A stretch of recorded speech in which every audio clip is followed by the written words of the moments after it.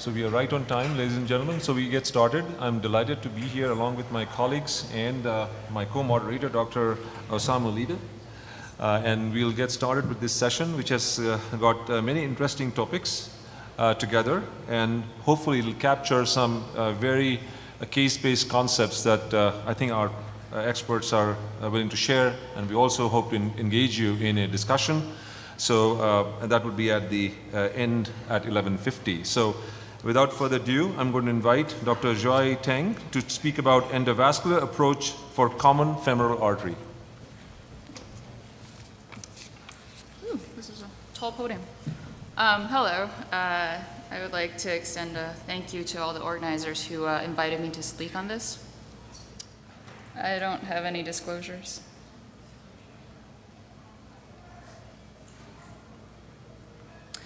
So I'm here to talk about endovascular treatment of the common femoral artery, which otherwise known as the final frontier. To disclose, I am a vascular surgeon, so when I first got this topic, I thought, no, I just really don't think that's reasonable, but some of the research I've done into this actually slightly changed my mind. Like I said, I have no disclosures. So endovascular therapy, as we are all really aware of, in the last 20-some years has really increased fourfold. It's lowered morbidity and mortality to vascular disease, and this has generalized a endo-first approach to most peripheral arterial disease. With the advent of newer therapies, such as drug-eluting balloons, drug-eluting stents, atherectomy, I foresee that this frontier is going to be pushed further and further. Common femoral lesions, as well as lesions within the profunda, have really been the last holdout for open surgical therapy. And part of the reasons for this is that they're really well tolerated procedures. And they have relatively low morbidity and mortality, but I'll get back to that in just a second. The other stronghold is that it's a very durable surgery. It's, as you can see, I'll show you some data on the long-term outcomes. And again, bifurcation disease into the profunda, we're able to treat part of the external iliac, the common femoral, SFA, as well as profunda disease. And historically, there's always been a concern for stent fracture and compromising future surgical options if you have to stent across the profunda or stent across the common femoral. So the question becomes, truth or fiction, is common femoral endarterectomy a benign procedure? So recently, there's been more papers publishing about what exactly is the morbidity related to common femoral endarterectomy.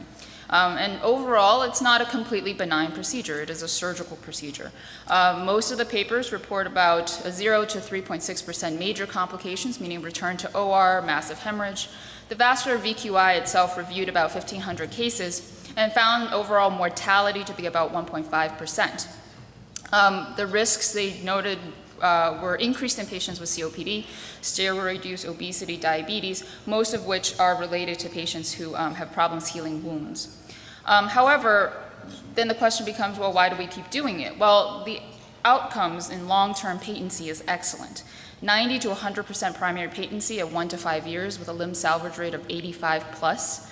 Majority of the secondary interventions are to treat disease above or below the target lesion. And as we heard this morning, the increase in hybrid procedures has really decreased that in cases of common femoral endarterectomy plus iliac or SFA stenting. So then what about endovascular therapy? The papers currently out there show about a major mortality and major complications at about 1.6%, which is relatively the same as common femoral endarterectomy. Where endovascular therapy really exceeds open surgery is the rate of minor complications, 5 to 8%, and usually these are related to the access, dissection, perforation, and in patients who underwent atherectomy, distal embolization is always a problem. There's definitely a shorter length of hospital stay, 1.5 days versus 3 days for a common femoral endarterectomy. So then why do we not do it for all patients? Well, the outcomes are slightly problematic. Across the board, going back to about early 2000s, the restenosis rate and reintervention rates range anywhere between 20 to 30%. Target lesion revascularization, 20%. 1 year patency, not bad, 88%, but obviously lower than open revascularization. And within the vascular VQI, reintervention rate for survival, 85%. And they found that stent use increased the risk for reintervention and amputation. So we needed more data, and that brings me to the TECO study. And this is it was kind of lauded as a big study, and everybody got very excited about it. It was a randomized prospective study looking at surgery versus endovascular therapy in 2017. What they found was that there was an increased perioperative morbidity in open surgery, so 26% versus about 12.5%, with really no difference in long-term outcomes. And they concluded that there was a significant benefit of stenting over surgery, or endovascular therapy over surgery. From the vascular surgery perspective, there were a couple of problems with this paper. The surgery itself was not uniform, so they considered multiple different interventions within their surgery arm, including bypasses, which is an interposition graft within the common femoral artery, at 20%. And I think if you ask any vascular surgeon, interposition grafting is really a very different animal than common femoral endarterectomy. And we don't go into a case thinking we're going to do an endarterectomy and then switching over to a graft. It's a different animal. The majority of the complications were minor, and you can kind of discuss what is a minor issue with your patient and yourself, but delayed wound healing was one of them. Not an infection, but just after 30 days, the skin was not closed. Paresthesias requiring drug use, and local infection, which is a major problem with open surgery, but obviously these you're not going to see with percutaneous access. The patency in their common femoral endarterectomy arm was much lower than the overall reported, 82%, as you can see, in comparison to some of the other data I've shown. 4 patients did require open conversion at the time of stenting, and 1 patient in the stenting group required major amputation, but he wasn't included in the outcomes because the stent at the time was patent. So this is something that definitely needs further clarification. So then what does this mean for the future? More data is needed. We really need to look at the overall population, standardized reporting, and do more randomized controlled trials. Dr. Zeller has talked to us about what's up and coming, and I think that may give us some answers. In my opinion, common femoral artery is still gold standard. It's high durability, low risk. However, I think, we mentioned a lot about it during this conference, that we have to use all of our tools in our toolbox. Concurrent therapy, not exclusive therapies. So therefore, patient selection is going to be key. There's increased risk, we know, for open operations in patients with COPD, diabetes, steroid use, obesity. I was throw in there patients who have radiated groins or reoperative groins. If you've ever done one of those, let me tell you, we really, really don't want to. However, there's probably also a patient population that's at increased risk for endovascular therapy, such as patients who are younger, who are going to be followed up for 20, 30 years. And patients who may need further revascularization down the future. If you jail the profunda and you have loss of bypass inflow, that is a major problem. And newer therapies need to be included in all of this. Atherectomy, drug-eluting stents, drug-eluting balloons. And then really to tier out which lesions are amenable to endovascular therapy. Is it the heavily calcified lesions, long lesions, or is it the focal, smooth lesions that we see? So things to think about for endovascular therapy. I will give you the caveat is when I do see common femoral disease, I tend to prefer to do open endarterectomy. So some of these are from the various papers we've looked at and sort of the general consensus of things. I think number 1, surgery should always be considered. You should have a discussion with the vascular surgeon or your interventionalist to say what is the right therapy for the right patient. The goal really should be to preserve the common femoral anatomy, and that really means to preserve the profunda flow. Angioplasty, use a balloon size that's matched to the native vessel. This decreases your risk for dissection. If a stent is needed, the lowest number of stents needed. Bare metal, again, really to preserve the profunda flow. And the really take home is that these patients need to be followed up. It's very important. These are not people that we can see a month post-op and send them on their way. We know these patients have a propensity to need higher rates of reintervention, so they need to be looked at, they need to be investigated with non-invasive imaging or CT scans.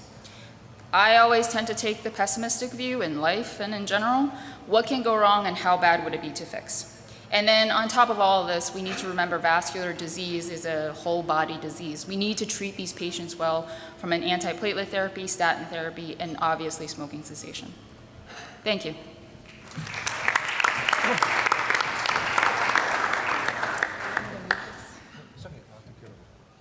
So my job will be to Dr. Shishebor's thank you for letting me move the box in and out. So that's a great pleasure. So, while I load up my talk, I want to first thank each one of you for being here. This program and this symposium and conference is here for you, and I hope it becomes a part of your everyday life from years to come. You know, as my disclosures load, many folks have asked me, how does Dr. Zeller, Dr. Rosenfield, Dr. Nazal, Dr. Shishebor, and all of you show and do these great cases? So my job is not to illustrate how these masters take the steps, but hopefully demonstrate what are the factors they consider in making those decisions in the context of a straightforward intervention of the femoropopliteal artery. Now, it is customary to start these talks with these kinds of schematics, but I think it is the wrong way to start these talks. So I'm going to dissolve this and destroy this scheme and try to build one through a case demonstration and a case discussion. This is a story of a straightforward individual who I know for many years, who has known peripheral artery disease and coronary disease. As you can see, he has had prior interventions on his right SFA, and he then, in May of 2018, had a failed intervention of the left SFA. And because of antegrade dissection, a large dissection flap was created in the distal portion of the SFA, and the procedure was stopped at that time. He was a claudicant, and since then, his symptoms have escalated, as shown with his ABIs. And let me take you through this case, and this is very recent. As you can see, his mid-SFA occlusion on the left side, but pay attention to the proximal cap. There is a heavily shaded portion and a lightly shaded portion, and then the distal reconstitution. There is primary filling in the distal part of the SFA and the first part of the popliteal, and then some secondary filling that goes further up. And the cap of the proximal SFA, as you can see, the proximal cap is ambiguous. And if you look at it carefully, you see that the branch is actually coming out of the lightly shaded portion. And I think most of us would define that cap as a tapered cap. The length of the CTO definitely is greater than 150 millimeters. And the distal cap also looks convex head to toe. So that's how you read those caps. So you had a tapered proximal cap and a distal convex cap. And if I put it into some sort of classification that one of our colleagues has elegantly demonstrated in one of his recent publications, this would be a type 2 or type 3 cap, and more likely to be type 2. Now here is his distal runoff of his feet. Just bear through this angiogram. This is actually a case from last week when we re-intervened on this patient. As you can see, the PT is marked with an arrowhead, and then you can see the entire foot. The peroneal filling is in the artery that is in the middle of the screen, and the posterior tibial is onto your right, onto your left. So what we have here is 4 factors to consider. What kind of proximal and distal cap this is? Is this a CTOP class 4? And the answer is no. Is the distal target suboptimal? Do you have options, or this is absolutely suboptimal and you can have no distal options, and the distal target vessel is very purely visible? And the answer to that too is no in this case. Is the appropriate distal access vessel available in this case? And this is while you're evaluating these angiograms, and you saw from yesterday's live cases when Dr. Zeller made some important observations on that case. And finally, is this patient a CLI? Yes, his claudication is very advanced, but he has no tissue loss, and we can argue that it could be a rest pain, but he is not yet there. So I'm going to call it not CLI. And if you apply that to these initial angiograms, you will see that you have the option of taking a wire catheter and use it as an antegrade approach first, and use a wire catheter with a catheter and support it. And then the question is, which of these 2 tapered tips of the proximal cap do you engage? Now, I've taken a slightly more lateral view. You can see the lighter portion of that cap where the branch comes out seems to be the true lumen, because that's where the side branch is. So it is obvious we would engage it. If you pay close attention to this, the middle portion of the wire, yesterday we talked, and Dr. Shishebor had a lot of discussion on how to shape the guide wire and how to engage the cap. Here, the operator is bringing the catheter close with the angled shape, 45-degree sharp bend to the wire, and he's engaging the lesion right next to where the true lumen is. And he punctures the cap and then advances the catheter through the cap. And that would be one of the ways you could penetrate the proximal cap supported with a guide catheter. Now we believe that we have punctured through the true lumen, and we wanted to advance the guide wires supported with a catheter. And this technique, when we use an 014 guide wire, and we cause a limited antegrade dissection, is called LAST. Abbreviations are painful but worth remembering. Limited antegrade subintimal tracking. And the idea is that with using this low-profile guide wire and a catheter, you would end up very close or within the true lumen. But as you see in this case, if you follow on the DSA, we ended up not in the true lumen again. And then the small inset is the prior attempt. The guide wire ends up, despite all the due diligence we did, in the distal SFA, exactly in the subintimal plane where it was in the previous time. So now the question is, do you start again trying to re-enter, use multiple manipulations to guide this wire into the true lumen, or you take an alternate approach? We already spent here 10 to 15 minutes, and our approach was, in this case, because you've ended up in the false lumen exactly where you were before, where you were not successful once, is to alter this approach and go to a distal pedal access. So in this case, we achieved successful access in the posterior tibial. The guide wire supported with the 014 wire. So the access was obtained with an 018, a sheath was placed, and then a 018 catheter with a supported with a guide wire was used to advance retrograde. That was fairly straightforward. But now the question is that in the middle, at the length between 10 and 5, there was this prior area of dissection. So if you want to match these wires, and Dr. Shishebor elegantly showed multiple techniques, the cart technique, where you can use two balloon technique, or the reverse cart. But where should be that platform of area of operations? Because you are likely to stent that area. So it is very important to consider it. Is that area of matching those two wires should be in the distal SFA, or you could then retract the catheter back and try to match those two areas in the middle SFA where the prior dissection flap was, because you are most likely or more likely to end up putting a stent in that area. So in this case, I think the dissection flap that we had created this time was very small, and by retrieving the 035 support catheter from the antegrade backwards, we were able to re-enter. But even though if we were not successful and we had to do balloon inflations, we would be able to match it in the area where we were more likely and get away successfully by placing a stent and not have to stent the distal SFA. So I think that thought process should cross your mind when you're trying to go retrograde and actually enter the true lumen. And now we get access. This is advance the catheter, externalize the wire, and again confirm distal vessel access. Now we have good access, and then we can proceed our routine treatment. In this case, conventional balloon angioplasty followed by DCB and implantation of a Tigris stent in the middle of the SFA where that dissection flap was performed.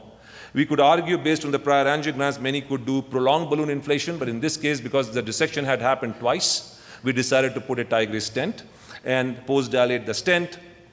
And here is the final result of the proximal, mid, and distal SFA. And the result of the distal SFA popliteal artery below the knee arteries. Sorry for the slow play of these angiograms. But these vessels are all preserved. As you can see, there is brisk distal flow. And then you take an angiogram of the foot vessels. Mehdi suggested that this angiogram could have been done after the hemostasis in the pedal artery could be achieved, but I'll show you we do it a little differently. And this abrupt end is not embolization, but actually the distal tip of the sheath. As you can see, the sheath injection clearly demonstrates it, and there is distal flow. And in our lab, after this is done, we actually do slightly reverse. We don't use a hemostat to put a gauze and press the artery and take an angiogram. What we do is demonstrated here. So this is the sheath. We actually take the radial occlusion device, and then we break the internal plastic. That's the key to achieving good pedal hemostasis. If you leave that plastic, that thing is not going to sit.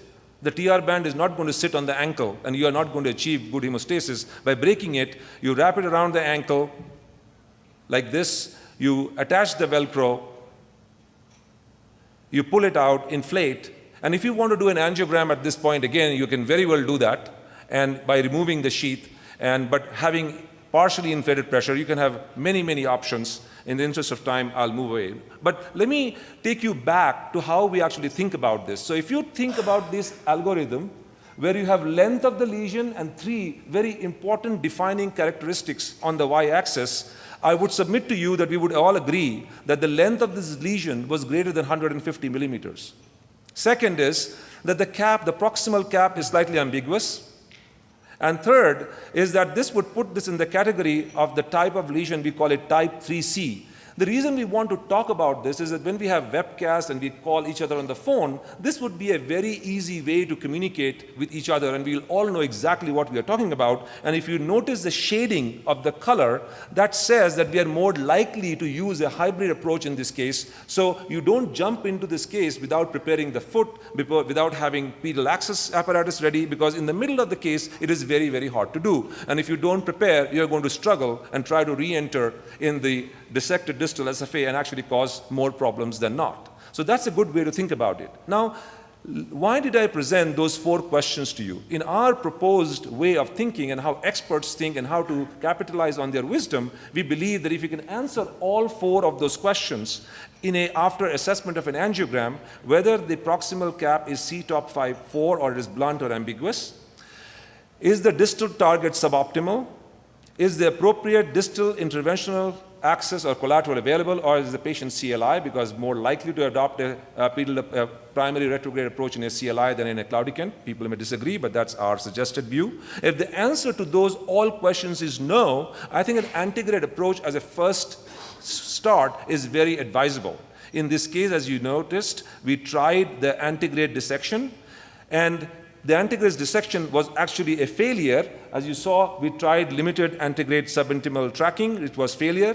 Within 10 to 15 minutes, we switched to a retrograde approach. And as you can see, we were able to enter the distal true lumen with a retrograde approach and finish the case. But planning and using certain features of the lesion and prior experience and carefully visualizing the angiogram as our roadmap to decide on the strategy.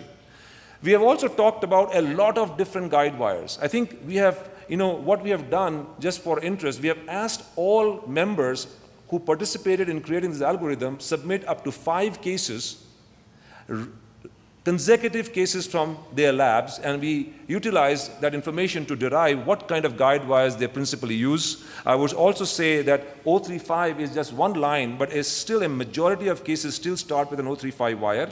In this case, a soft wire, a regalia was used first and then escalated to a non-polymer jacketed wire. And for retrograde, in this case, I actually use in this case a Confianza. However, all the options here for retrograde access, Gladius, regalia, or a V18 can be used in this case. So all this wisdom is soon going to be, hopefully, in a published material if it gets accepted. Many of my colleagues, not just me, I would say, have contributed significantly in building the devices, the tools, the strategies, some objective measures how we, at least in the United States, can lean on the wisdom that is in the global CTO and peripheral interventional community and bring this together in a simplified algorithm. So in my view, an algorithm is not a recipe.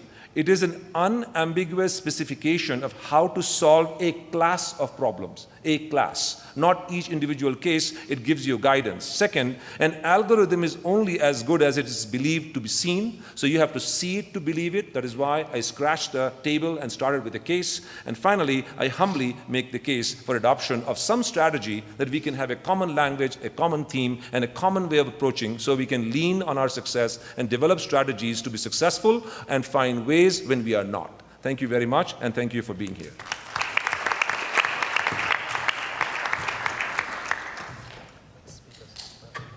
Yes.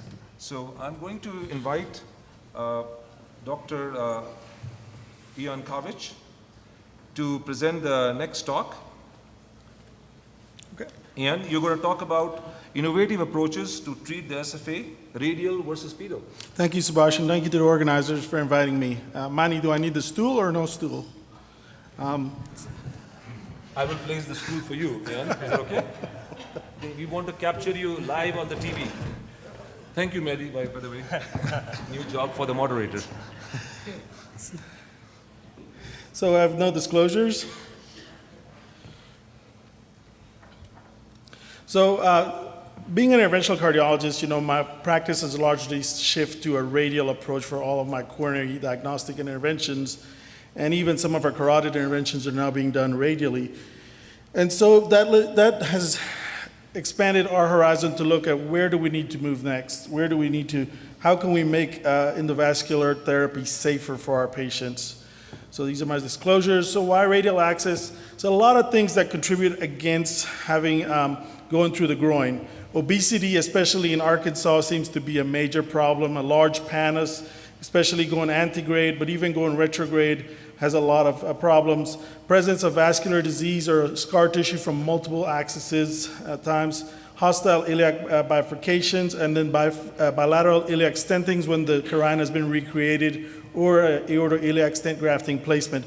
All of these things make femoral access difficult.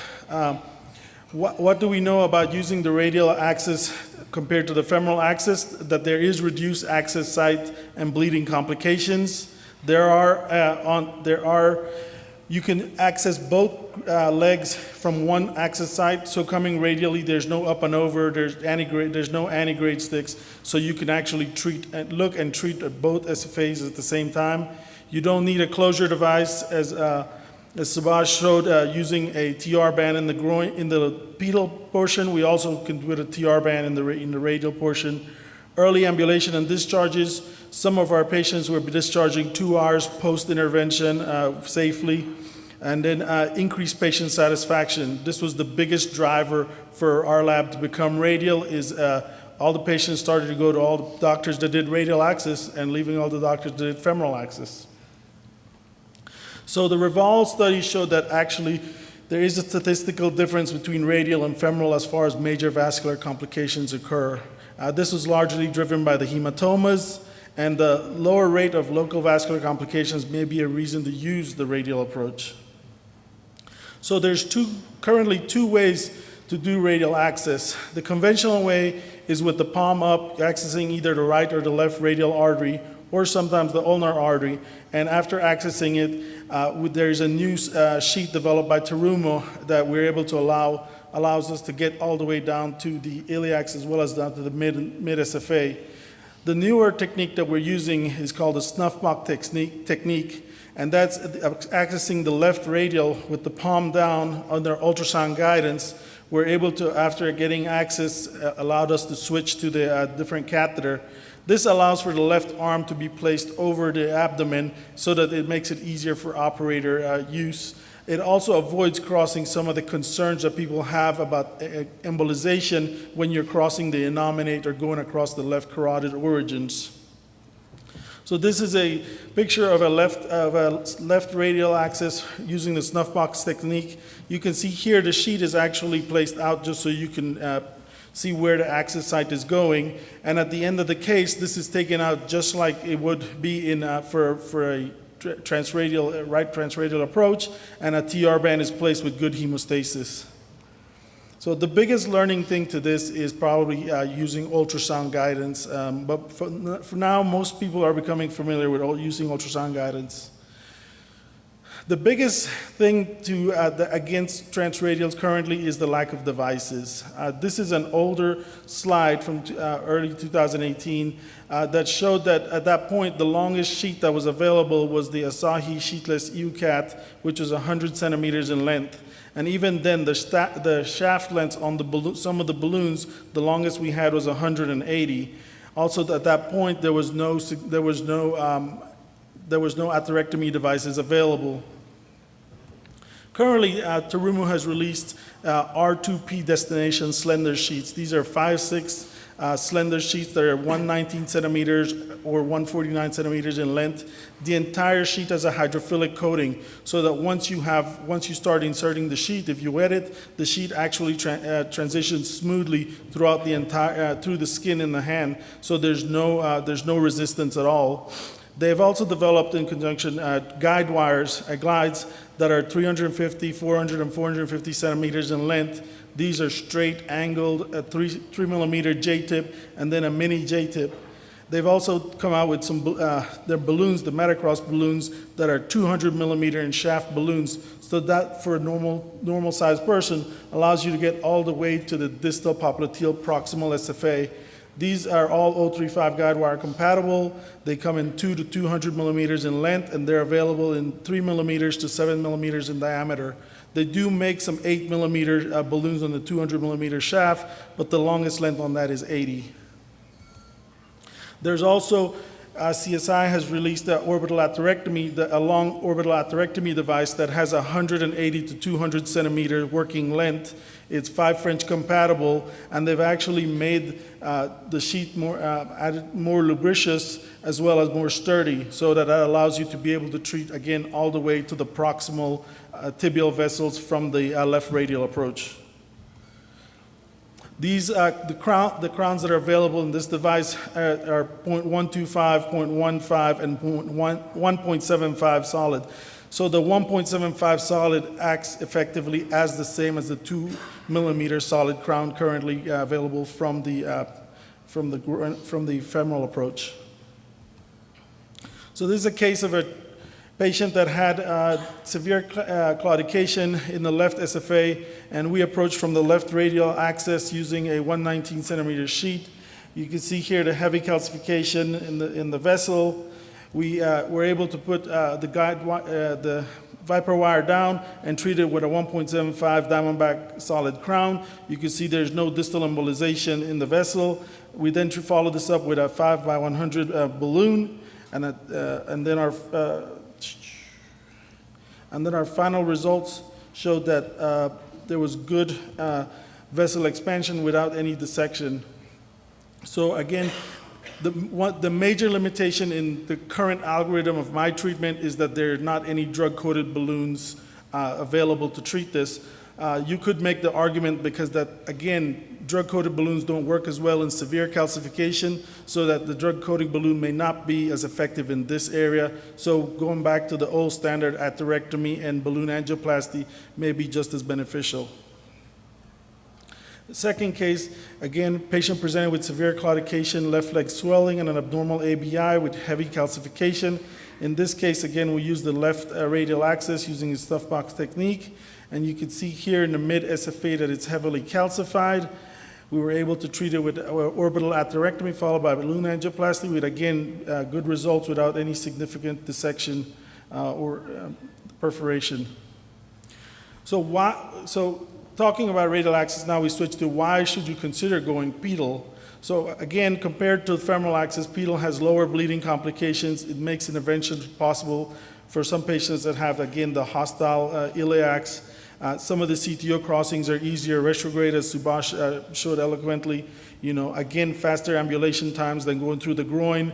And then treating with atherectomy allows for the lower need for bailout stenting.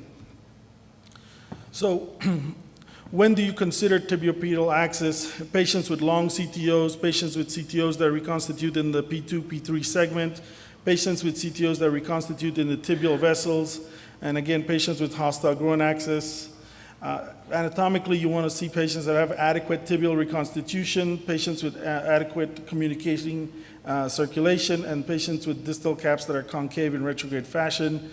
Tibial patients, patients that you don't want to get tibial axis on are patients with claudication with a single vessel runoff, patients that have that white stop sign indicating a complete occlusion of the tibial vessel, if you're not able to insert a sheet, and then one of the biggest limitations is just local expertise and staff training in getting pedal access. The Cook registry looked at 200 patients that had infrainguinal artery occlusions. These occlusions were had been attempted in an antegrade approach and then required a retrograde approach. You can see that there was low complication rates for all the events from getting pedal access, with only one of the 199 patients having an acute vessel dissection, otherwise no evidence of any compartment syndrome or early or urgent surgical revascularization. So this is a case of a patient that could only be done through the tibial approach. He had a bilateral aortofemoral bypass in Florida and then developed pseudoaneurysms 10 years later that were more likely felt to be due to stress of the suture with disruption of the bilateral distal anastomosis. He had an open repair of the right in November, and then he had a reoperation in April, and what they did is they took the sartorius muscle flapped and used it to strengthen the anastomosis sites. So because of the muscle present in the groin, it was going to be almost impossible to access the femoral artery. The patient continued to have significant lifestyle limiting symptoms and was not able to go back, not able to work. On his left popliteal, we see that he had, this is from tibial approach, we see that he has a significant lesion in the left popliteal. His left posterior tibial artery is patent. We were able to place a 4x5 slender sheet. We were able to do atherectomy and then followed us up with drug-coated balloon. And then we see the final results of the left popliteal with less than 30% residual stenosis. The sheet site angiogram showed that there is vasospasm in the left posterior tibial artery, but it is patent. We then approach the right leg. The right SFA, you see the graft is inserting into the common femoral artery. We see that there's occlusion in the P1 segment of the popliteal, and this occlusion doesn't reconstitute until the mid-posterior tibial artery. We see that there is some reconstitution at the P3 segment just before the takeoff of the anterior tibial artery, and again, just a subtotal occlusion leading into the perineal artery. And so we again evaluated the right posterior tibial artery and found it suitable for access. We were able to then cross the right popliteal. All work was done from the retrograde approach. We could see that there was still residual recoil from after balloon angioplasty. We then placed a superior stent from the P1 segment down to just before the takeoff of the anterior tibial artery. This is the angiogram of the posterior tibial artery with the from the sheet, and we see that there's, in this case, there's no spasm. So which one is better? They looked at 140 SFA CTOs using either the transradial or the transpedal approach. Most of the lesions were treated from the transpedal approach. However, they did note that there was a higher primary crossing from the transradial approach, but procedural success was better by using from the transpedal approach. What it does show is that treatment of SFA CTOs is feasible and safe using both transradial or transpedal approaches with high success rate and no access site complications. So which patients would we suggest that you use just single radial access? Patients that have focal in-stent restenosis, patients with short chronic total occlusions not including the distal popliteal, inflow and SFA disease, and then intact outflow tracts. Which patients would be more favorable to have a dual access approach? Would be patients with long SFA CTOs involving the popliteal, SFA CTOs with failed reentry and guide wire passage, patients that need a treatable outflow disease, and then patients that have had extreme calcification and suboptimal results. Again, using the combined approach, we see that there's good there's good outcome with major adverse events, both for patients with intermittent claudication as well as patients with acute and chronic limb ischemia. So in conclusion, both access sites have advantages and disadvantages. The radial access intervention is well established in the coronary space, is safe and has high patient satisfactions and should be able to be translated to the periphery. The major limitation at this time is the lack of devices available. The pedal access intervention is becoming more established. It also has been proven to be safe and also has high patient satisfaction. And one of the major limitations is the number of patent pedal vessels. Thank you for your time. Okay. Next speaker is Professor Dr. Zeller. So his topic is heavy calcified SFA master's approach to treat. Professor Zeller, please. Well, thank you for having me here once again. Well, I don't believe that it's only my approach to calcium, what I will discuss in the next couple of minutes. It's, I would say, a general strategy which developed during the last couple of years and we are getting better and better interventional tools to tackle the problem of calcification in the SFA. So you all are aware of the limitations of severe calcified CTOs. If you implant slotted tube stents in one plane, it looks perfect. In the other plane, you can nicely see the compression by the severe calcification, and the impact of this stent compression has been shown by colleagues from Leipzig. They have compared the outcome of stent placement in the SFA stratified to more or less than 30% residual stenosis, and they have clearly proven that residual stenosis more than 30% does result in a lower patency rate. The problem is very prevalent. Calcification has been found in almost 93%, so that's fibrocalcific atheroma. That means that at least in part some calcium was visible, and depending on the definition of severe calcification, the US SFA IDE trials have shown a range of up to 56% of severe calcification. And this calcification is relevant, in particular if you are using balloon-based interventional procedures like drug-coated balloons. This is a retrospective core lab supported analysis of the Thunder trial, which was the first trial evaluating the performance of DCB in the SFA. And you can nicely see that if there is bilateral calcium, that the 2-year TLR rate did increase substantially as compared to unilateral calcification or no calcification. So that's the impact of calcification, which is well known. Which options do we have to solve the problem? We can remove calcium, as already shown in the previous case presentations. We can modulate the plaque. Lithoplasty is one of the options I will discuss. And we can perform a kind of plaque shift or plaque compression by implanting dedicated stents. Let's start with atherectomy devices. In Europe, the most popular device is directional atherectomy, simply due to that orbital atherectomy is currently not marketed in Europe. That's the difference to the US market. It's CE marked, but not commercially available at the moment. The device will be back end of the year. The most robust data set we do have in terms of proving the efficacy of removing calcified plaque is coming from the definitive calcium study, where atherectomy did result in a luminal gain of 2.1 millimeter, which was significant. And this was the basis for the definitive AR trial, which was comparing atherectomy plus DCB against DCB. And you can see there had been trends towards better outcomes, in particular for calcified lesions based on ultrasound and angiographic imaging. These differences had not been significant due to the small sample size. Anyhow, it was apparent that, again, like in the Leipzig study looking on patency predictors, that residual stenosis of less than 30% was predictive for a better outcome in terms of freedom from TLR after atherectomy before the use of drug-coated balloon. Lithotripsy, that's a new technology.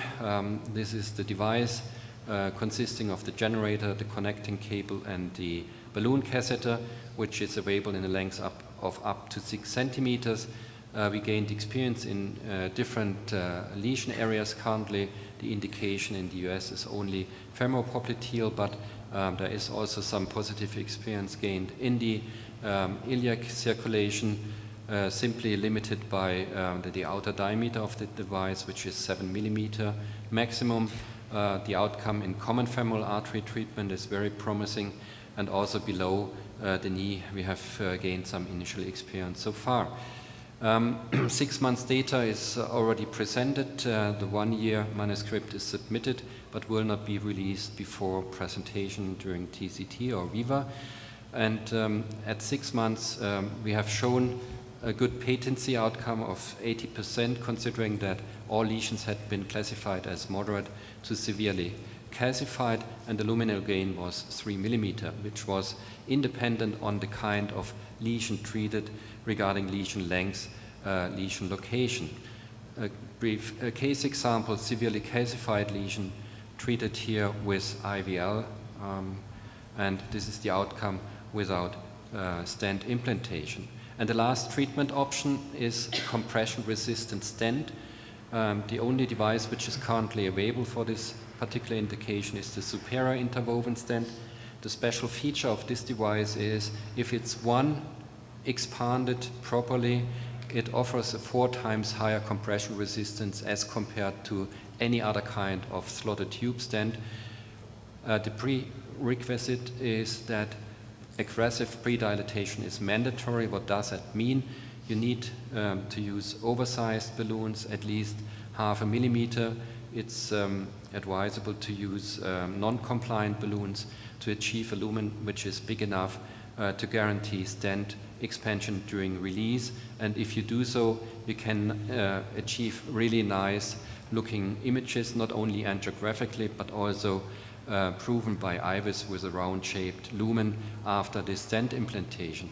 The SUPERB study did also analyze the subcohort of severe calcified lesions which had been present in almost 45% of the lesions. Overall, you can see here the 1-year outcome regarding primary patency was 95%.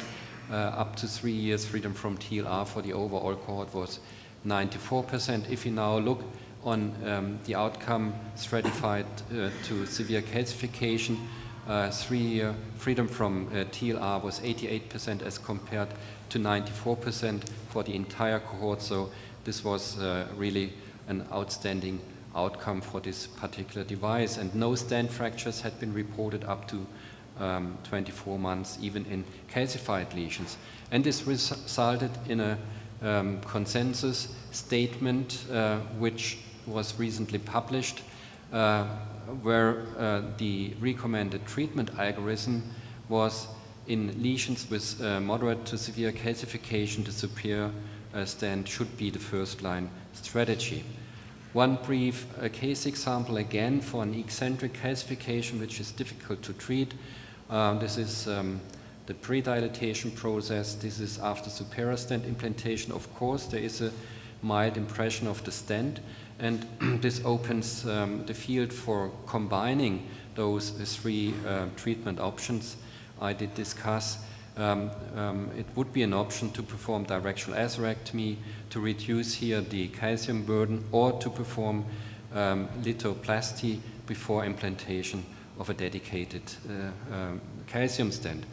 So what is our treatment algorithm? If you are dealing with task A and B lesions, we perform atherectomy followed by DZB or lithotripsy plus DZB. If it's a long lesion, it's very much time consuming to perform atherectomy or lithotripsy. Either we perform lithotripsy with the new generator in a form of aggressive predilatation and add a superior stent, or we use the crack and pave technique. Thank you very much.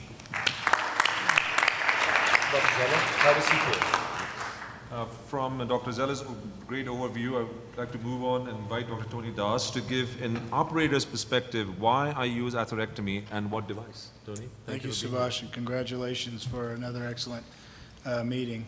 Do I need the box or no box? Okay. All right, so these are my disclosures, which actually continue to decrease over the years and shift, interestingly enough. So my job over the next 10 minutes or so is to talk to you a little bit about where I use atherectomy and what devices. And so you've heard a lot about the different choices that exist out there, and I think it's important that we touch on where we actually decide. Well, atherectomy, obviously, there's a role for less barotrauma, less dissection, less bailout stenting. You've heard that throughout this course, but there also is the concept that I think people think of this more as religion versus science. There's a paucity of long-term data. The approvals are based on short lesions, and there's a disparate embolization rate published, and it's unclear as to mechanism of action, particularly vessel compliance, and there are also cost issues. So what are the choices that exist out there?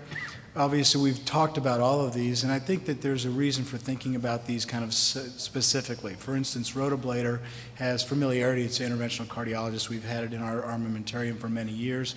It's effective with calcium. Spectranetics laser catheter, one big benefit is once you have a wire across, you don't need to exchange wires. And it does something specific to thrombus, which I'll share with you in a minute. Obviously, as Dr. Zeller discussed, the Silverhawk and the Turbohawk therapies are very excellent for heavily calcified burden. And then orbital atherectomy is excellent for calcification, especially diffuse and non-dilatable. Diffuse lesions also do well with Jetstream and Phoenix atherectomy. And I'll give you specific examples where I think there's primary and secondary option choices for these. I'm not going to talk about the Pantheris devices. I think there's limited experience in the US right now with that. So in 2018, which devices, which lesions, and why? These are really the 5 top reasons I would think atherectomy should be considered. Obviously, on the left, high calcium of both the femoral or the tibial arteries, as Dr. Zeller showed us.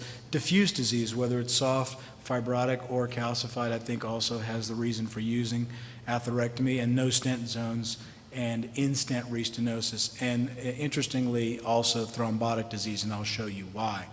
If you think of the lesion types that I just showed you, calcified tibular SFA disease, we tend to use orbital atherectomy more there in the tibials, and then the SFA more Turbohawk and more Silverhawk devices.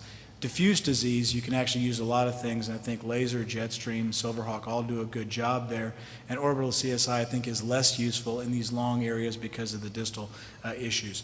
Non-stent zones, particularly common femoral, I think Silverhawk, and some laser and orbital atherectomy, but really the larger burden is using devices which remove a significant amount of calcium and plaque. For in-stent restenosis, there's really one device that we do most of our work with, which is laser, and I think that others will use other devices as well. And then for thrombotic lesions, I think that there is a direct platelet effect of these vessels with using laser as well. So here's just some examples of some tibial disease. Orbital atherectomy is our primary choice for these long diffuse lesions, obviously directional and other obvious options as well. And you can take these devices all the way in to the ankle and to the foot, and you've seen great examples of these at this meeting and at others as well. And you have nice angiographic results with very little distal embolization. For tibial calcium, I think orbital atherectomy is our primary choice. Alternatives do exist, but I think that's the primary one. For diffuse disease, especially that's below the knee, we tend to want to uncover or see how much disease there is, and things like laser and orbital atherectomy and Phoenix and Pathway are the 4 top choices in these, although I know many people also use smaller versions of the Silverhawk device. This was a case where the tibials looked like they were completely absent, and one pass with laser atherectomy and diffuse disease sort of uncovered the disease. Femoral calcium, I think specifically, as you just saw Dr. Zeller's presentation, that directional atherectomy probably is the best choice here. Orbital atherectomy also does a decent job for changing the vessel compliance, but we tend to use more directional in these territories. And specifically in locations where you're worried about distal embolization, et cetera, we combine that with embolic protection. So this heavily calcified, chunky disease that you see in the distal SFA popliteal region, we would typically use a directional atherectomy for these patients. Common femoral, heavily calcified, heavily diseased. I think that there is probably one best choice here, although I think that there are others that exist. I would love to see larger versions of the Supera stent in the US for these, which would really help us in these common femoral territories. Obviously, laser has very specific photochemical, photothermal, and photomechanical properties, and you can use these to your advantage in specific lesion types. So for instance, in in-stent restenosis, the photomechanical and photothermal effects is that it vaporizes the plaque and gives you a larger lumen, and the EXCITE trial suggests that this may be the primary option for in-stent restenosis, particularly as the approval for this continues to be on their labeling. The EXCITE trial was actually stopped early due to early efficacy and not for complications, and the 6-month freedom from TLR with these patients was significantly different in the laser arm versus the PTA alone arm. And more interesting was the event rates that were really reduced in the ELCA plus PTA. Even adding a second device actually lowered the event rates, which I think for in-stent restenosis is our go-to therapy. An interesting option for thrombus, although we use angiojet and other thrombus removing categories of devices. I think that this is one place where laser is a very interesting because of its photomechanical effects on the thrombus itself, and it reduces the thrombus burden by uncovering the disease. So this was a patient that I saw had atrial fibrillation and acute thrombotic occlusion, wired the lesion, and used a laser just to see how much disease there really was to try to avoid mechanical reversal. And you see that there was actually a long segment proximally and a popliteal segment, and these actually did well with drug-coated balloon. And why does it work there? Because if you look at the spectrophotometric wavelength of thrombus and the laser at 310 nanometers, you can see that thrombus is most effective at the 308 nanometers, so they fall into the right category. So it is one place where I think that there is a direct physics approach to this. In addition, if you had in vivo ADP aggregation of platelets, the higher level of laser energy that you used, you would see more and more reduction of the ADP-induced aggregation. So with placebo, you'd see very little. With 30 millijoules per millimeter squared and then 60 millijoules per millimeter squared, you see a significant reduction. So platelets are directly affected by these. So in conclusion, atherectomy has proven effects in complex lesion sets. I think that many of us that use them think about it specifically in the calcified disease, common femoral SFA and tibial, and diffuse disease, where we want to uncover the limitations of the disease and limit our stenting, particularly in the no stent zones like popliteal and common femoral. Even though we may use stents there occasionally, we try to reduce that now with drug-coated balloons. And in-stent restenosis and thrombus are unique locations where I think that atherectomy makes a lot of sense. The recent data on atherectomy in combination, as you've seen presented earlier, really start increasing the support for the consideration of these combined effects. And I thank you very much for your attention. The next speaker is Dr. Mehdi Shishehbor, my friend. His topic is the CVI2018 or covered stent segmentalized approach to the SFA and the Popliteal. Mehdi, please. Thank you very much, Osamu, for having me, and thanks everyone. Ready the box. Okay, let's get the box. How we doing? So we are running out of time a little bit, so hopefully I can do this very quickly because I think everyone here has done a fantastic job of summarizing, the challenges. Just a quick case, 87-year-old. Really like you to leave this session, at least from my talk, and thinking very differently from the standpoint of how you treat femoral popliteal disease. The old school of, okay, we're going to just lay a stent, or just I'm going to do drug-coated balloon. Let's just go past that and start thinking of segmentalized approach. Some areas you're going to put DCB, some areas you may put Supera, some areas you may combine the two, some areas you may put drug-eluting stents. So in one segment, in one artery, you may end up at the end of the case finishing with 3-4 different devices for the optimal best therapy. So this gentleman, we brought him in, as you can see, as severe CLI, has a popliteal occlusion, has a 3-vessel runoff. And the point of this, I'm going to skip some of this. We did some complex work, retrograde, to cross the lesion. The bottom line is that we crossed it, now we want to treat it. What should we do? Are we going to take the stent approach, or are we going to take the non-stent approach? By the way, I wrote this, but I don't agree with it anymore. So, because I think we have to be even more dynamic than that. There is no reason to be so dichotomous. I think we have to go with a flow kind of a thing, rather than saying, no, I'm not going to use stent. If you have to use a stent, use a stent. So being mindful that you have the options, I think what's important is that you have all these options at the bottom. And this is in your toolkit in addition to some of the other advances, things that we're seeing coming out, like the shockwave, lithotripsy, and other things that are coming. So having the toolbox and then applying it as necessary rather than making the decision right off the bat. So again, in that case, we had to do all these complex things. So when you have to do these things to cross the lesion, you're already thinking, okay, I'm subintimal, I have a dissection. I'm probably not going to get away with not putting a stent in this situation. So there's no way I can make that decision before doing all this, because I don't know how the thing is going to come out. Now, in this situation, I decided to use a Supera. Now, should I have used DCB plus Supera? Should I just use Supera? Is DES would have been as good in this situation? Well, there is some calcification in this artery. It is behind the knee. So you have to think of these things in regards to your selection of your device, what anatomy it is, where is the location, what is the calcification, and what are the things that are going to affect this therapy. In this situation, because of the dissections, I knew that DCB alone was not going to work. It's behind the knee. I want to have radial force. I want something that's not going to fracture. What I think Supera is probably the best option for me in this situation. We know the data with the DES. I'm not going to belabor this. And we have 5-year data now. So we feel comfortable with these technologies. We have drug-eluting stents. We have drug-coated balloon, now 4-year data showing superiority.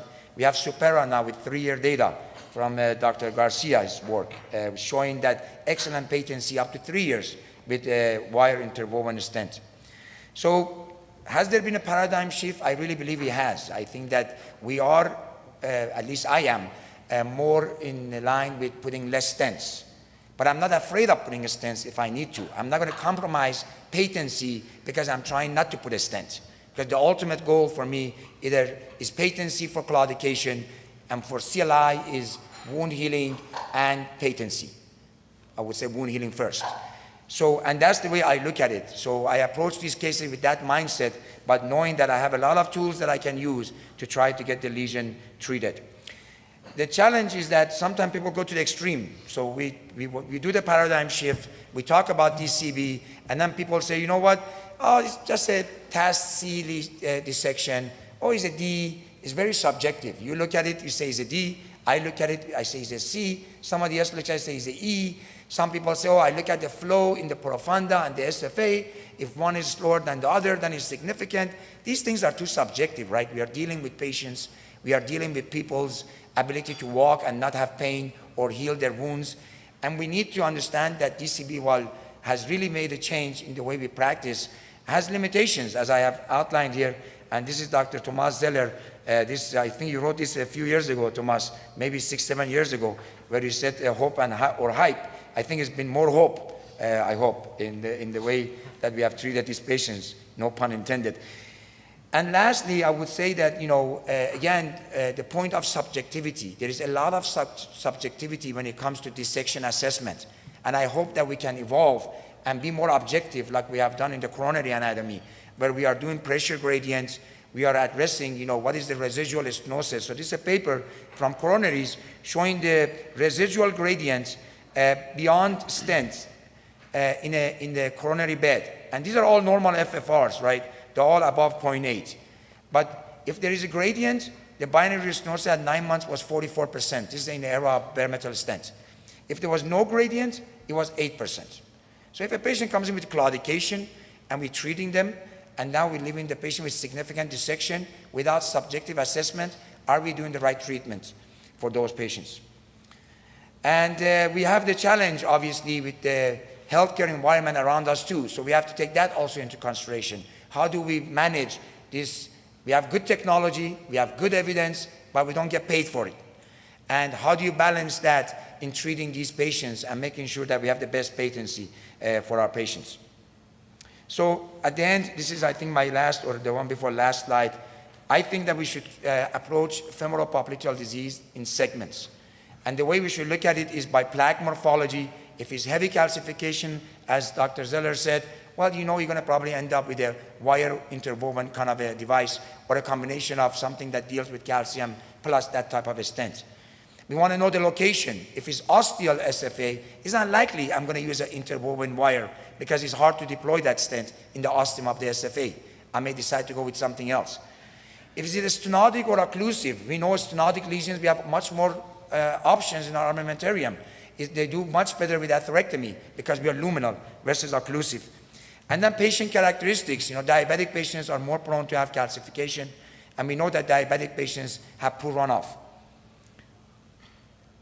So at the end, I think that in the future, at least in my practice already, I may enter a femoral popliteal lesion and end up coming out with 3, 4 different devices that I've implanted in a femoral popliteal segment.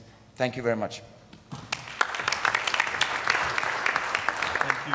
My co-moderator, Dr. Osamu Iida, is going to talk about an important area, DCB and reimbursement. Where should we draw the line? Escape. Escape. Which? Hit escape. Let me do. Yeah. Here.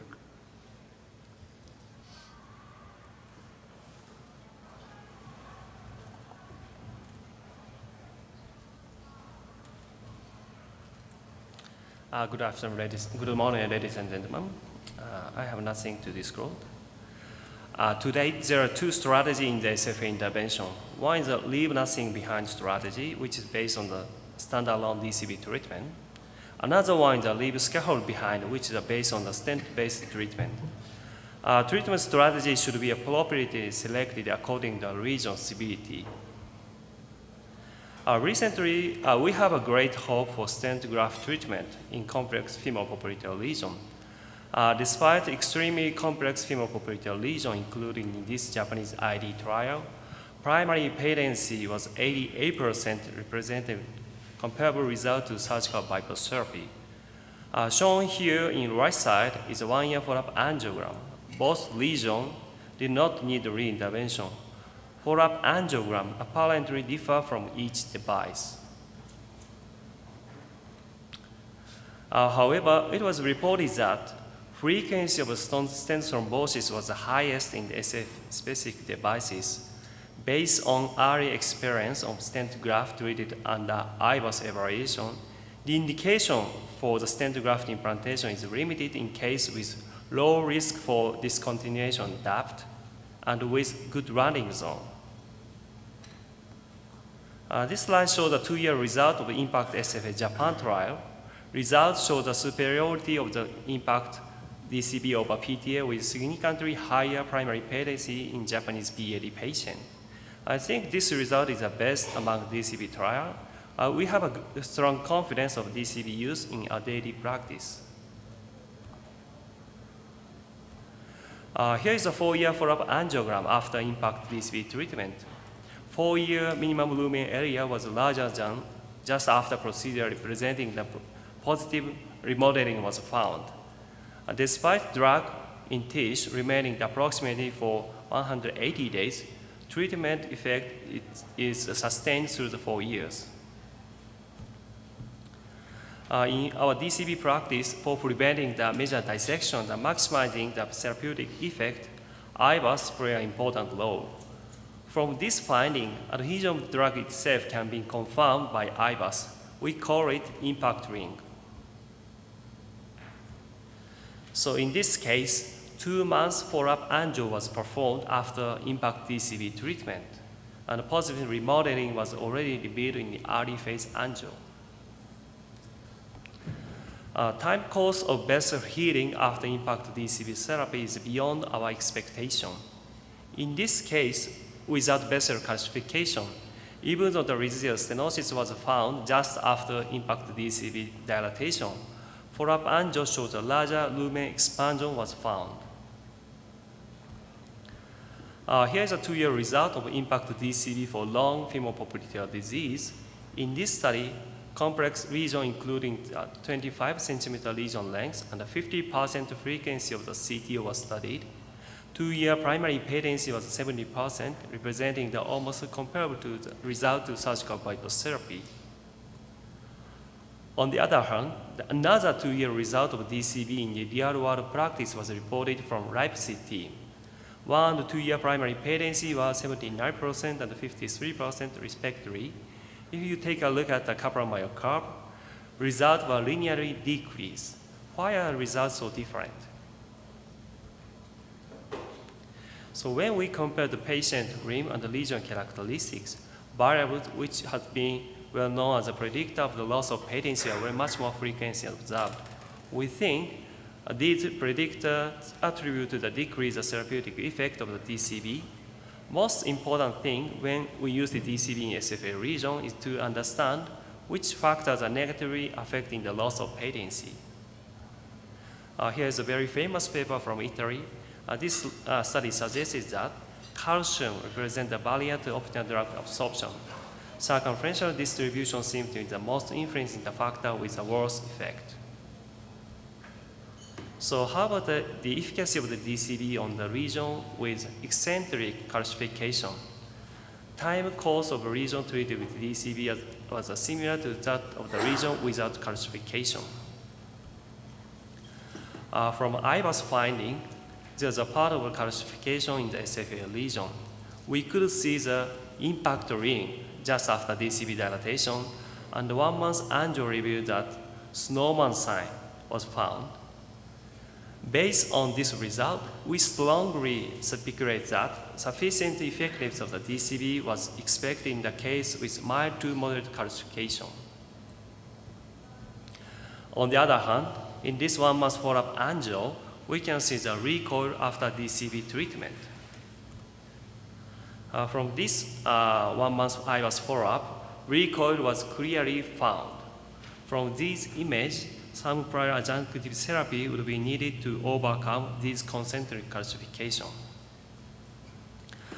Here's the impact global study, standard versus non-standard analysis. 353 patients were treated with provisional stenting. The reason for provisional stenting is shown in this slide. Persistent residual stenosis over 50% was the main cause of the stent implantation. When we take a look at the difference of region morphology, it is easily understand which region would be needed a stent implantation. In DCB stented group, region length was longer, frequency of CTO and the severe calcification was higher, and the diameter stenosis was greater. Based on our clinical practice, DCB alone strategy cannot overcome region being easy to recoil. We should draw the line in the region with concentric calcification, but we can overcome these regions if treated with DAT or RAT. No line will be present in the DCB treatment if you have a strong motivation. Thank you very much. Thank you. Dr. Garcia, we want to know what DART stands for, D-A-R-T. So enlighten us on atherectomy and antirestenotic therapies. Let me Lawrence, escape are you it. the author of this abbreviation? No. I think it actually came out of Tomas's lab when they were doing Must be. the DEF AR. I'm going to change things here. Maybe. Just click on your name, please. Yes. That's the wrong one. No, it's not true. I apologize. It's the wrong one. Yeah. Okay, you clicked on the wrong one. Yeah. Let's start. There you go. Now it is good. Perfect. Alrighty. We're going to change course just a little bit, look at combination therapy. Thanks, Subhash and Sensei, for moderating, and Subhash and Mehdi for a great meeting. In 8 minutes or less, let's go through atherectomy and antirestenotic therapies. These are all my disclosures, some of which are germane to this, namely the DEF-LE trial, which I helped lead with a couple of colleagues. So some ground rules. What you've seen today thus far is really that the SFA landscape is fluid. Stenting would probably still be considered a predominant therapy, but a leave nothing behind strategy has really gained a lot of traction. And in this idea of leaving nothing behind, in the complexities of the SFA that we normally see, vessel prep remains a critical component of what that leave nothing behind strategy entails. And what that vessel prep means is really debatable, and that's what this chat is supposed to describe. Any randomized trial that you see and have read and understand is unique. Any registry to that randomized trial is equally unique, and you can never draw distinctions or comparisons between the two, even though they got the same name. And that's critical to understand this. And alternative therapies, which is what we want to chat about, may or may not still be an important avenue to a leave nothing behind strategy.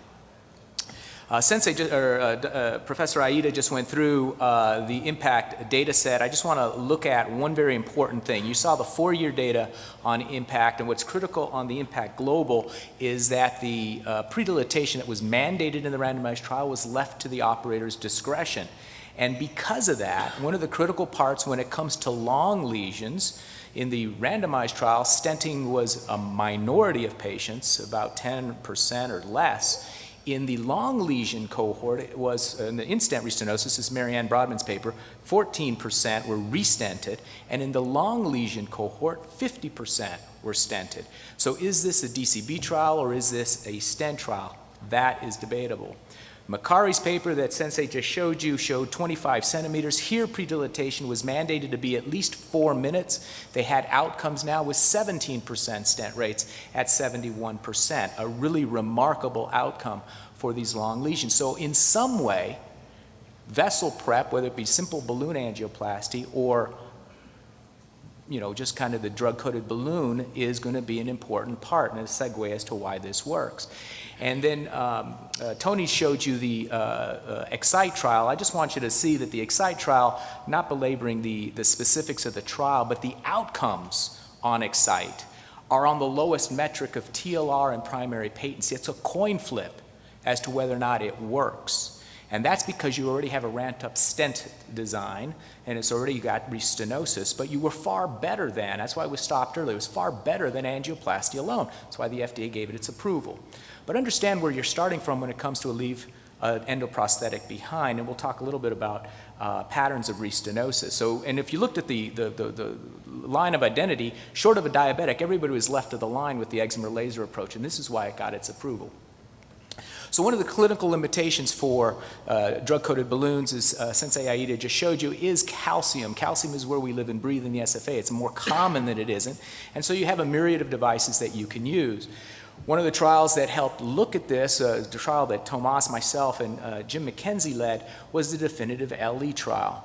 And if you look to the left, which is the red circle here, this shows you the distinct differences between stenoses and occlusions on outcomes with directional atherectomy on a fairly long 6 to 11 centimeter metric in the SFA. If you looked at the SFA primarily, regardless of stenosis or occlusion shown here, it was a 75% primary patency on an 8 centimeter metric. This was all driven by balloon angioplasty alone, had no drug-coated balloon at the time of this trial. So that's plain old directional atherectomy with adjunctive therapy, meaning balloon angioplasty in about 40% of the patients. Fast forward now about 18 months, and definitive AR, led by Tomas and Professor Tepe, looked at marrying drug-coated balloon with the directional atherectomy, so-called DART technique. So directional atherectomy and anti-restenosis therapy. Here, you had an 11 centimeter metric looking at the directional group with a comparator, a randomized trial. Remember, this was a pilot study, not meant to be a powerful, scientifically powerful study, but a thought-provoking study, looking at the directional versus, with combination therapy versus drug-coated balloon alone. 11 centimeter was the lesion length on this group. And if you looked at calcific disease, it was around 3 out of 4 had severe calcium or moderate to severe calcium. And then there was a subgroup, a very small group, about 19 patients that had severe calcium that were looked at individually for DART. This is one slide that gets passed over time and again when people talk about DART in the outcome of DEF-AR, which is critical to me, and I hope you understand why it's so different. This is angiographic follow-up. This is not sonographic follow-up. And it brings 3 points home to me. One is that if you did atherectomy and drug-coated balloon on everybody, there's no benefit to it. If you throw the kitchen sink at everybody, you'll get a fairly consistent outcome, but there's no benefit to the combination therapy. If you looked at the patients who came back and had long lesions, over 10 centimeters, there's a distinct difference between the directional group with drug-coated balloon versus drug-coated balloon alone. That's a 90% primary patency that's done by core lab adjudication, edge detection technology. That's a phenomenal number. And then in the place that you already know you fail more often than you succeed, look at the heavily calcified group, 60% versus a 40% metric. That, again, shows you benefit of the combination therapy. So there may be something to this idea of vessel prep here. And where you gained your bang for your buck in DEF-AR was, if you looked at the middle here, you gained the biggest part of your MLD with directional atherectomy as opposed to just plain old balloon angioplasty. So that was your biggest growth in that minimal luminal diameter. And then something that has not been borne out in reviewing DEF-LE is if you achieved a 30% or less residual on your atherectomy, it seemed to have an impact to the outcome. Again, it may be statistical hand-waving rather than being true science right now based on this, because the larger group did not bear that out in DEF-LE. What's ahead is now, the VIVA group is now doing reality. It's a marriage of those 2 groups. Long lesions and calcified lesions, they're marrying them together up to 25 centimeters, and we're going to see whether or not DART works compared with plain old balloon angioplasty. And so it's going to be multi-center, core lab adjudicated, all the bells and whistles. They have an IVUS sub-study as well as a histology sub-study, which are now closed. And so we're looking forward to the next big step. Jetstream is the only other device. It's a rotational device. This is the Jetstream registry. I just put it here because although the Jetstream registry was stopped, Nick Shamus and I are going to lead a Jetstream DCB trial for Boston, and so that's the next big step. So in Jetstream's registry, you can see that the crossover rate was huge for stenting as opposed to non-stenting, but the outcomes were fairly similar. So it'll be interesting to find out how this plays out. And then lastly, the only other big trial that's really looked at atherectomy when it comes to antirestenotic therapy, it's hidden in the data, is Liberty 360. Liberty 360 is a huge trial looking at claudicants and critical limb, and in the critical limb group, they broke out rest pain with Rutherford 5 versus Rutherford 6. Rutherford 6 played its own role as a group. And if you look here at the top, it's a kind of a busy group of slides because they group everything together, but this is the above-knee claudicant group treated in the majority of the patients in claudication. And I want to draw your attention over here. The vast majority, a la DEF-LE, were driven by angioplasty with plain old balloon angioplasty.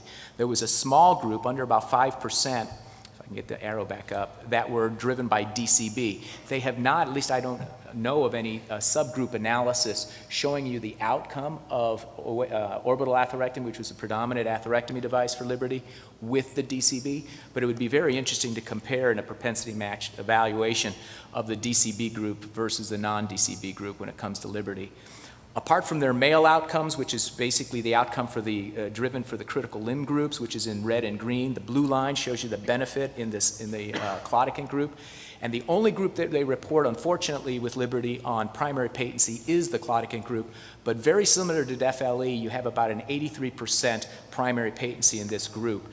Understand, of course, it was primarily driven by balloon angioplasty, not drug-coated balloon. But I do put it out there because I think it does play an important next segue when it comes to the combination or a marriage of the two.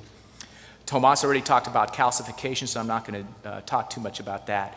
So how much is enough? Debulking is not the goal of therapy with many people who use atherectomy. For some of us it is. Rather, the issue is arterial compliance, and no one study has shown what metric, what's the aha moment for arterial compliance. In reality, I hope we'll be able to answer this question. And ultimately, as has been shown time and again with the overuse of atherectomy, it may lead to complications, whether it be embolic or aneurysmal dilatation of an artery that becomes critical to how your patients either progress or return because of failure. And so does vessel prep still matter? I think the SFA landscape is fluid. What we really do not know and have not looked at is head-to-head comparators. We as scientists have to push industry to do this. We're getting a little bit of headway there, but it's not a lot. Randomized trials really do compel a discussion on the treatment strategies when it comes to vessel prep. Calcium remains a principal disruptor. Whether or not reality answers this question or the disrupt trials answer this question is going to be up to their data set. And a leave nothing behind strategy appears to be the current trend for the SFA, though, again, no one group has really shown the benefit beyond the modest SFA lesion length. And importantly, how you fail in any of these. We've published our data on failure modes of the restenosis, and the directional atherectomy and antirestenotic therapy seems to have the best restenotic mode, which is more focal. So it may actually play a role not only in the index procedure, but how you work on it subsequently. Thank you for your attention. Thank you. Thank you. I'm going to invite Dr. Mathew Bunte, rising star interventionalist. So Matt, you're going to talk about re-entry options of the SFA and Popliteal. Glad you're here. Yes, well, I appreciate the invitation. Thank you so much. And really, I've enjoyed your fantastic meeting. Really well organized and great so far. So today I've been tasked with discussing options for re-entry. This is a very important topic because, of course, you can't treat the lesion unless you can get across the lesion. So I have no disclosures relevant to the topic today. We consider CTO as an occlusion over 3 months of duration, and these are common. We see them in up to half of our symptomatic PAD patients. The histopathology can really contribute to a lot of the challenges when crossing these lesions, and success is a really dynamic process, as we've heard today, that combines skill and strategy with understanding of your toolbox. The histology of CTOs is important in that the early tend to be more lipid-laden, recently thrombosed, softer plaques, whereas the more chronic occlusions are fibrocalcific and have neointima and channels in the adventitia that are associated with recanalization that can lead to some of the challenges with crossing CTOs. Lipid-laden intima tends to be the more early forms of chronic total occlusions, whereas fibrocalcific plaque we tend to see in these later occlusions as they age. We've seen the schematic here from Dr. Saab and his group, who characterized the cap morphology, and probably does play some role in deciding how to treat these lesions. Of course, lesion length certainly plays an important role as well. And there are various crossing strategies that one can start with, although, again, this is a very dynamic process to achieve success. And this is a patient where not uncommonly you're going to see multiple potential challenges, and your strategy is going to have to take all this into account. Chronic total occlusions include challenges of visualization, both at the proximal cap with ambiguity, as Dr. Banerjee showed in an earlier case today, as well as distal ambiguity, calcification, of course, crossing support, and some interesting implications with the new radial technology, as well as maintaining true lumen status and trying not to extend dissection. And of course, lesion extension and inability to re-enter probably is the biggest challenge when we encounter chronic total occlusions, although dissection, perforation, embolization, and creation of AV fistulae can be an important risk as well to consider. When I think about re-entry tools, though, I do think of cost, both on a money-wise standpoint as well as the adverse events associated with these tools, and consider the effectiveness. And of course, wire escalation, we tend not to use these, tend to be more for coronary cases where the occlusions are shorter. We generally use wire and catheter, which is a fairly effective approach in many cases, although CTO crossing devices also are helpful and many times necessary. This is a really seminal paper recounting 10 years of experience from 11 US centers and over 1,300 patients that Dr. Banerjee and his group, leaders in this field, have put together, many of which are on this panel today, looking at the comparative effectiveness, essentially, of crossing strategy. And what the authors found is that over 80% started with a wire catheter approach, and we found that technical success was a bit lower with that strategy compared to starting with a CTO crossing device. However, there was no difference in procedural success. The duration, fluoro time, and contrast volume were essentially not different between the two strategies. However, late TLR and major amputation did tend to be worse and higher at 12 months with the wire catheter approach from the start. So in general, the wire catheter approach, as I've shown earlier, is perhaps a more cost-effective strategy in the lab, but maybe not when considered long-term. And certainly we want to avoid late revascularization, of course, and major amputation. So what I took from the XLPAD registry is there are higher procedural costs with these devices, although perhaps improved success, and then they deserve a thought. And these devices may be associated with lower TLR and amputation rates at a year. So we're going to just talk about kind of qualitatively some of the different techniques we can use to cross these lesions. And of course, the knuckled wire approach and antegrade dissection reentry is probably one of the more common forms. And you want to get your catheter right on the proximal cap. This works great for short occlusions that have that concave proximal cap when you essentially just power through the occlusion. But sometimes you encounter calcium that can lead to collaterals, and ambiguous distal reentry can limit efficacy. And so parallel technique and wire escalation can really help to facilitate crossing. However, more often I find that controlled antegrade and retrograde subintimal tracking, or CART, can be helpful, and frankly reverse CART, but we'll go through CART, which is both wires from antegrade and retrograde are in your subintimal space. You're having trouble meeting the two, so you inflate a balloon. Retrograde, and that allows for a microchannel to develop, and you can redirect your wire and cross the lesion. Reverse CART is just the opposite of that, where you inflate from the other direction, but facilitates the same wire crossing, and Dr. Shishebor showed a case of parallel balloon, another way to basically fenestrate the occlusion and allow for passage of the wire. This is by no means an exhaustive table of the crossing systems that are available. There are many, many more, but just wanted to give a representation where you have blunt microdissection tools like a front runner, which does not use a wire and just basically bores through the plaque. You have the crosser, which uses sonic energy to penetrate the cap. There are new devices like the Wingman, which uses a needle that punctures the cap and allows for crossing. You have various mother and daughter catheter systems to power through occlusions, and of course the directional or orbital atherectomy devices to basically screw into the cap and allow for passage. Once you get into that subintimal space, you many times are forced to re-enter, so that not always is possible just with a wire approach, so we need catheters to help do that, and there are various tools we have to help with that. The Outback device, of course, is probably the most well-known one, although my preference is the Pioneer catheter because of the ultrasound guidance. The interior and Vion system is used, as well as the off-road system. The consideration here is the Pioneer device is about $3,000. The Outback device is somewhere around $2,000. These add significant cost to the procedure. Crossing occluded stents is particularly challenging. The proximal cap tends to be densely fibrotic and may limit the antegrade approach, so retrograde crossing may in fact be a bit easier. The laser atherectomy systems can be used in a step technique without a wire to puncture the heavily fibrotic cap and get into the stent, and then direct stent puncture is another option. And this essentially is retrograde crossing using direct access through the side struts of an occluded stent.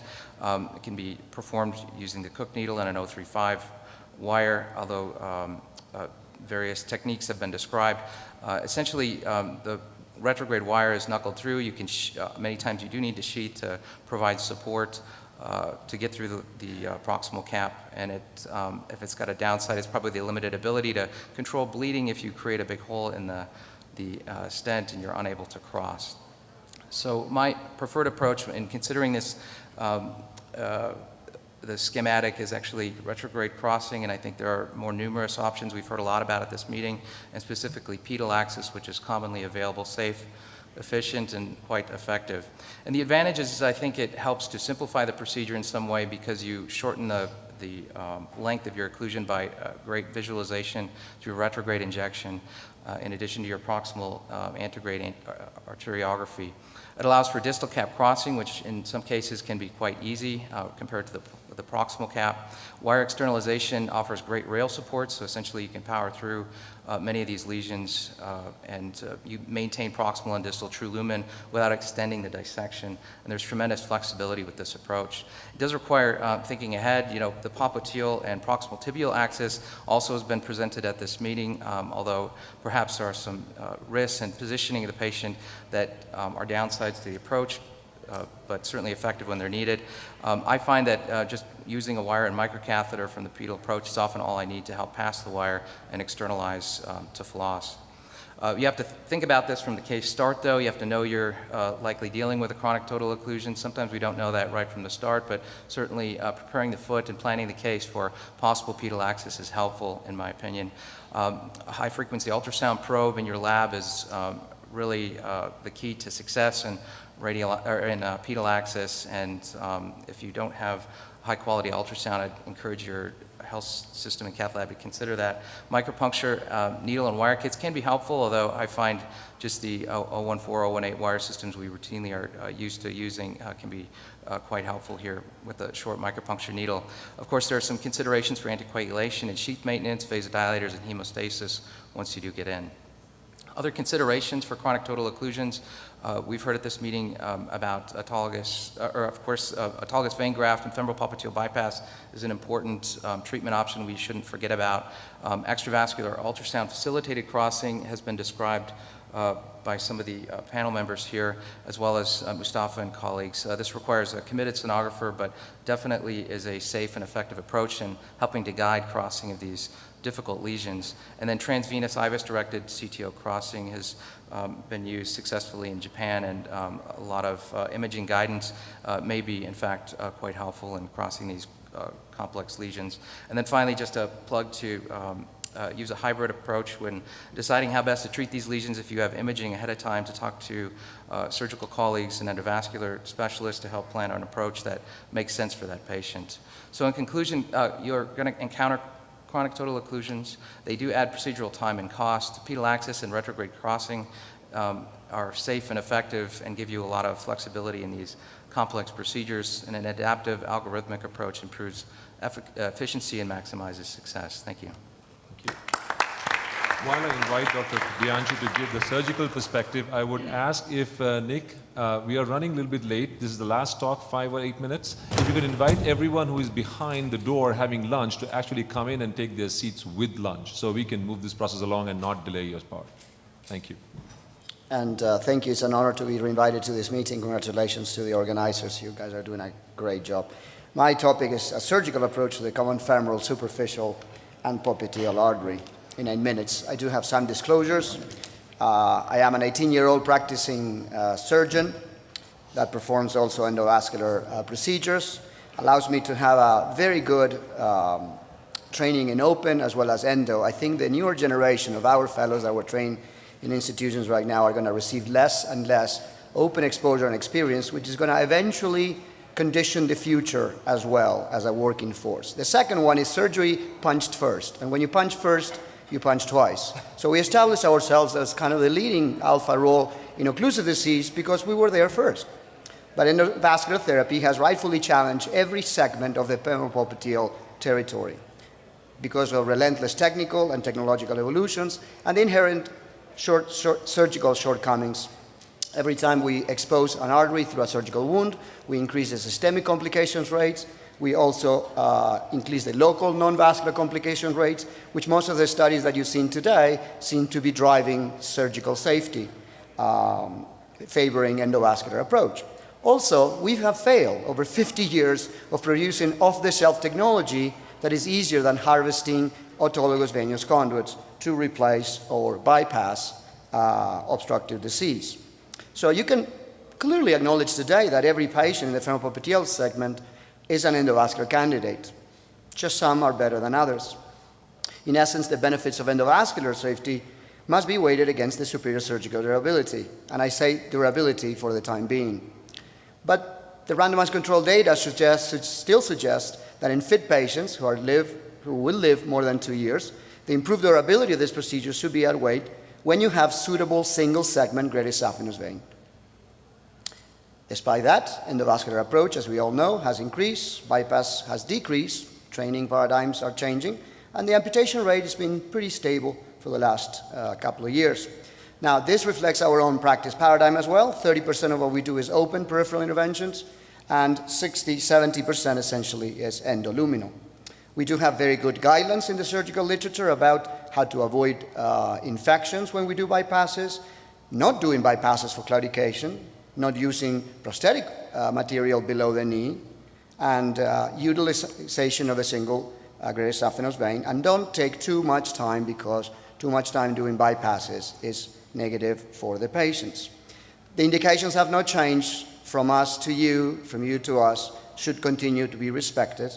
The segments are the same, the anatomy is the same, and the surgical techniques that we utilize are bypass, remote femoral endarterectomy, and common femoral endarterectomy with patch angioplasty. Autologous and non-autologous conduits are used, although single segment greater saphenous vein is by far the important one. There's a lot of things that happen when you perform these bypasses, difficult to learn, long learning curve. Again, you need volume, you need time to develop this type of procedures. But nevertheless, above and below the knee consistently, greater saphenous vein is superior to any other form of conduits. When we don't have that, we have explored alternative conduits, and the arm veins seems to be better than the prosthetic graft above as well as below the knee. In terms of alternative conduits, in terms of comparison, there is an increased risk when you use alternative conduits for transfusions and systemic complications as well. Now, our important point is what is the outcome of a bypass that is being offered to a patient after a failed endovascular procedure. And there's a good paper for the Mayo Clinic, 566 patients. And you can see that the overall number that needed to be, that required open bypass surgery was 30. So only 5%. So this is a low chance event. Nevertheless, there is some changes in terms of the pre-intervention target to the post-intervention target. And if we talk about overall durability of the patients that receive above knee versus below knee bypasses, the durability of that procedure and the outcome of that procedure clinically is actually inferior. So although I heard through the meeting that sometimes you wouldn't bypass to a deceased vessel, and I agree wholeheartedly with that, when endovascular procedures go wrong, or the thrombosis after a failed endovascular procedure, it's there, that may change the target vessel for if you were to be done de novo open bypass. But it's not justified because only 5% of the patients will receive that. Remote endarterectomy is another option that we offer, and again, it's just a combination of hybrid common femoral intervention plus SFA intervention as well. It's been compared to bypass, venous bypass, which is less, and it's been compared to prosthetic, which is better, remote endarterectomy as well, as it's been compared to endo, and in TAS-D lesions, at least in Italian trial, randomized trial, the endo approach was inferior to remote endarterectomy in this single group. Common femoral has been addressed at the beginning of this lecture, so I won't talk too much about that, except that it is kind of the last frontier, and there's been some randomized controlled trial that supports probably the increased utilization of endovascular approach to it. So, what is your place in the world if you are a vascular surgeon in order to offer bypass surgery? I think we have largely replaced open femoral popliteal open interventions, and I think we all embrace endoluminal approach. Nevertheless, the current primary role continues to be common femoral occlusions, complex common femoral with profunda disease, as well as a secondary role after failed endovascular approach. Thank you very much for your attention.